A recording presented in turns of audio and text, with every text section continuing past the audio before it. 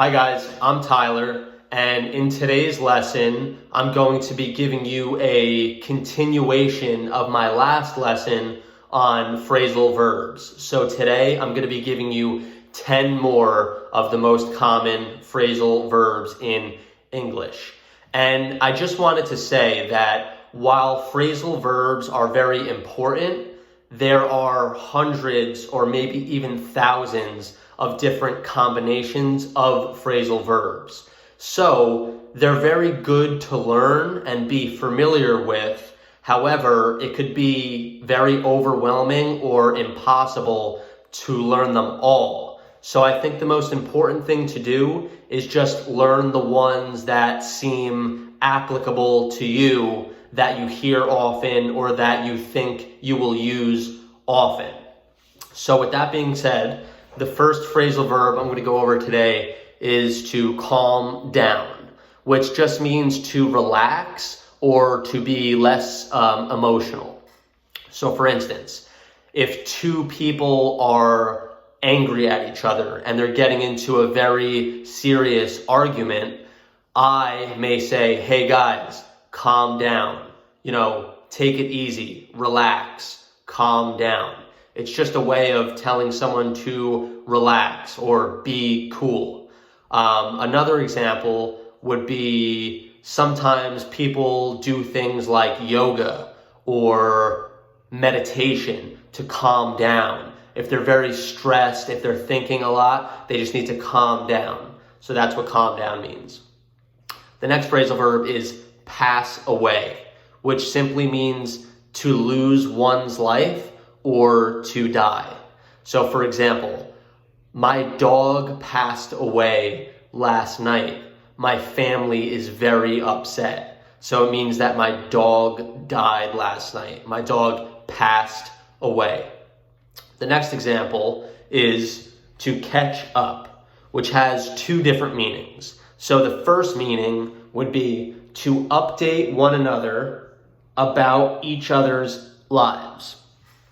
So for example, if I am in the grocery store and I see somebody, an old friend of mine, who I haven't seen in 5 years, we would begin to talk and we would ask each other questions like, how is your family? How is your job? How are the kids? How do you like your new house? Questions like this that are trying to ask about how someone's life has been over a period of time. We call that catching up. Or if I call a friend who I haven't spoke to in a long time, I may say, hey, do you want to go get lunch and catch up? So it's just updating each other on each other's lives. And the second meaning would be to complete tasks that have been accumulating. So for instance, if I was sick last week and I couldn't go to class at my university, I would have a lot of homework overdue. So I would need to catch up on the homework. So while I was sick, the homework was adding up. So now I have to work fast and catch up on the late homework. My fourth phrasal verb is do-over, which means a second chance or to do something again.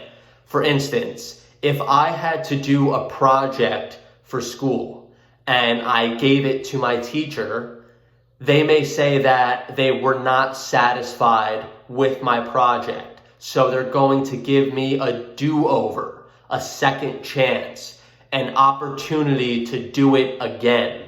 So that's what we call a do-over. The next example is figure out. And figure out means to solve or to find a solution. So for instance, if I'm moving to another apartment and I have a big piano in my living room, I may say, I have to figure out how I'm going to move this piano. I can't move it myself. It's too big. I have to figure it out. I have to find a solution. The next example is to hold on. And hold on is when you tell someone to wait or to stop doing something.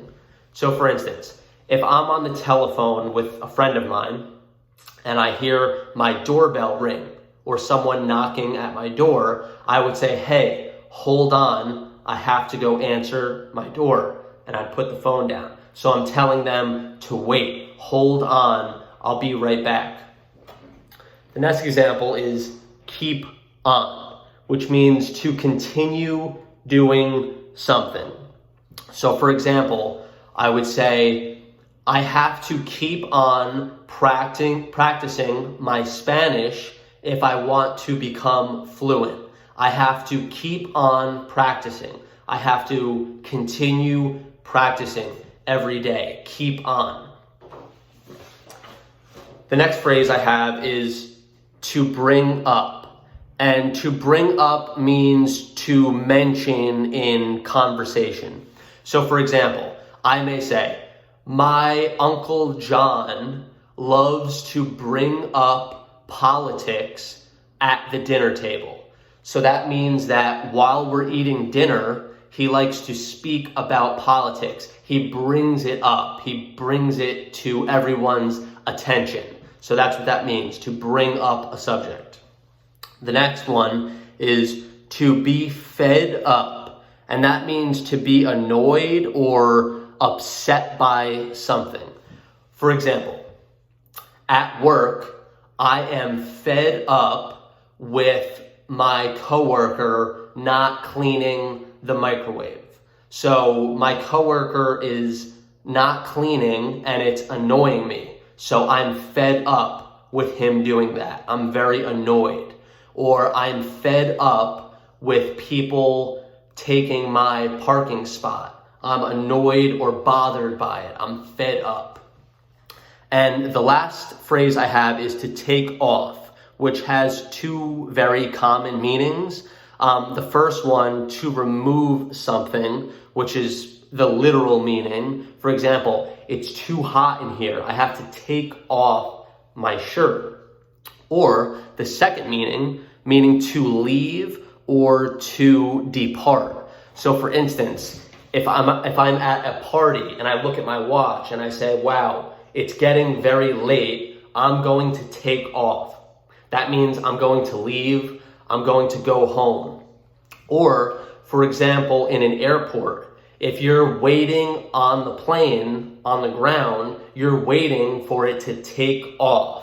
So if you're still sitting in the plane on the ground, you're waiting for take off, for the plane to take off or leave.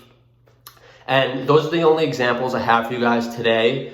Phrasal verbs have been a suggestion that I've been getting a lot recently. So let me know if this video helped you guys. I hope it did. I'll be making many more. So please share, like, comment, and subscribe to this channel. I would appreciate it very much. And as always, thank you for watching.